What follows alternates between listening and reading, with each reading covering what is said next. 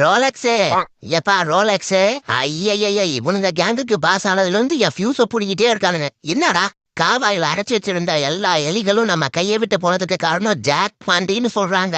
அது மட்டும் இல்ல, பாதாளத்துல பதுக்கி வச்சிருந்த பால் எல்லாம் காணாம போனதுக்கு காரணம் குலுக்கு ரவின்னு ஒரு நாய்.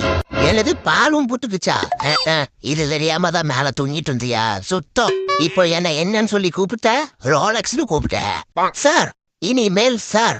Yes sir, okay sir, just sir. சிங்கம் வேட்டையாடும் போது காடே செழிப்பா இருக்குமா, அப்ப அது பசியா இருக்கும்போது சிங்கம் செத்துருமா பாஸ்?